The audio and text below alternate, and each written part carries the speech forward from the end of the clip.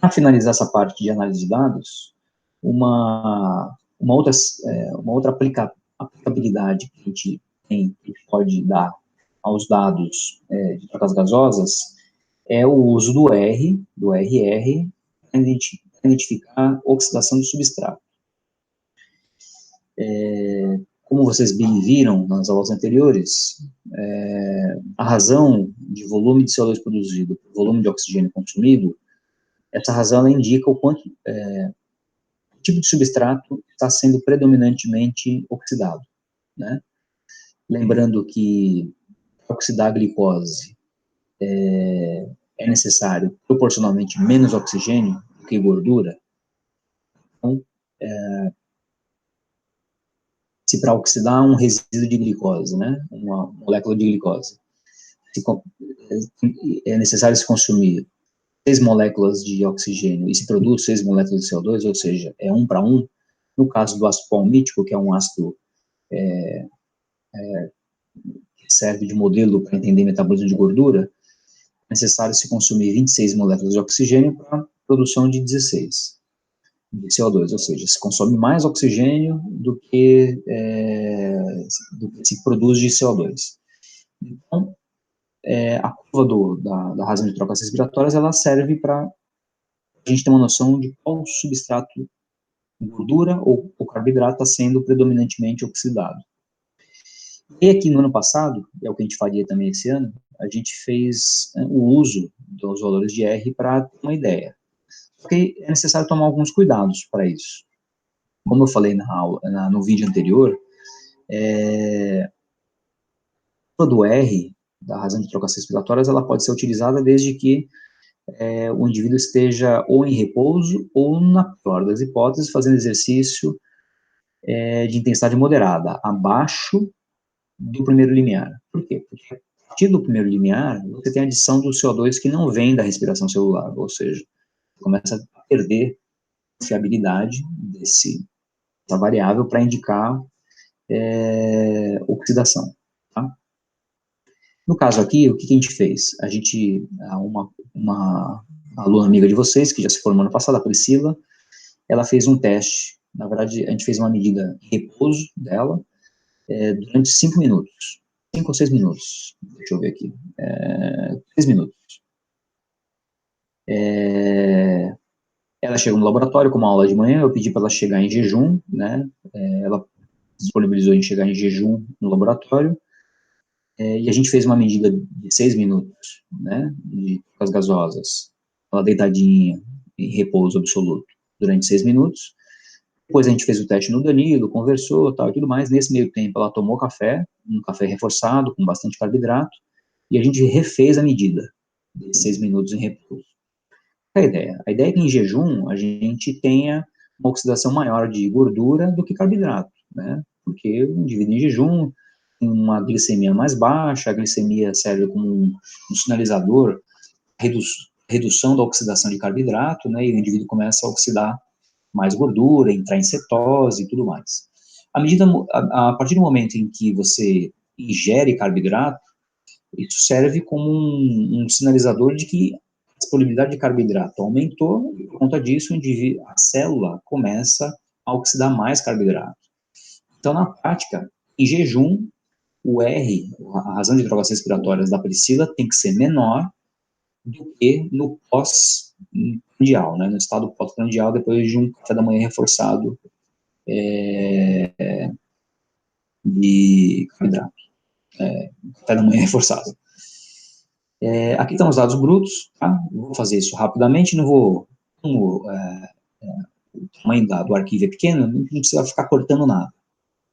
Então, a gente tem aqui os valores da Priscila, aqui o início do repouso, então o início da coleta começa aqui, e vai até aqui, ó, fim do repouso. Vamos fazer um gráfico de linha aqui, que é um gráfico mais rápido, para a gente ver qual que foi o valor da razão de trocas respiratórias dela.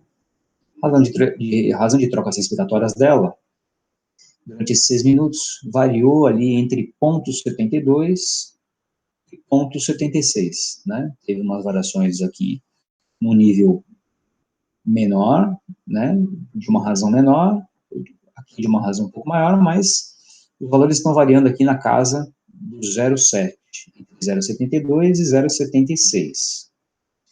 No pós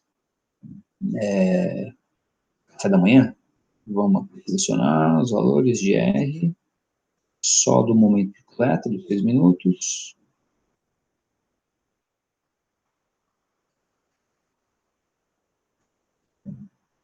Depois do café da manhã, depois que ela tomou o cafezinho da manhã, reforçado, e percebe que esse mesmo período de 6 minutos, ela teve um R que variou de 0,80 até 0,84.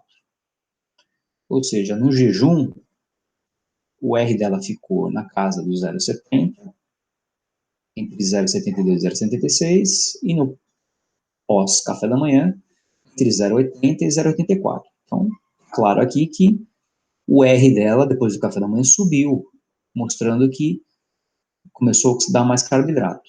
Lembra que quanto mais próximo de 0,7, 0,70, mais gordura é, quanto mais próximo de 1, mais carboidrato é. O 0,85 é mais ou menos o meio termo disso. Alguém poderia corretamente me falar assim, professor, mas como está abaixo de 0,85, a predominância ainda é gordura, certo? Certo. A predominância ainda é gordura. Mas daqui, lembra que esse indicador, o R não determina exclusividade de substrato oxidado, e sim predominância. Quanto mais próximo do 0,7 significa predominância é gordura. Mas que existe também, a gente precisa assumir, entender que existe também a oxidação de carboidrato. A mesma coisa acontece quando vai para o R de 1. Quando o R está muito próximo a 1, a predominância é carboidrato, mas também existe oxidação de gordura. Nesse caso aqui, o que a gente falaria é que a predominância de metabolismo de gordura no jejum era maior do que no pós-jejum. Existia predominância de oxidação de gordura nos dois casos, mas a predominância no jejum é mais clara do que a predominância de oxidação de substrato no pós-jejum. A gente precisa lembrar que um R muito maior do que 0,85 em repouso não é fácil, tá? Só pela dieta alterar a razão de troca respiratória, sem exercício envolvido, é muito difícil. O indivíduo precisa ter uma ingestão colossal aí de carboidrato para mudar isso de forma mais relevante. Tá? Ela tomou um café da manhã que foi reforçado, mas não foi nada demais também, né? Ali meio pãozinho, se não me engano, um café da manhã, um cafezinho preto, tal, bastante doce. Era para tentar alterar isso aí. Tá bom? Professor, qual o valor que se utiliza? A gente pode fazer a média de todo o período. Tá? Como ela estava em repouso, a gente pode simplesmente adotar como valor representativo disso a média de todo o período. Então, vamos fazer a média aqui do período que vai do fim do repouso até o início do repouso. No jejum, a média do R dela era de 0,74, no pós-café da manhã, a média do R dela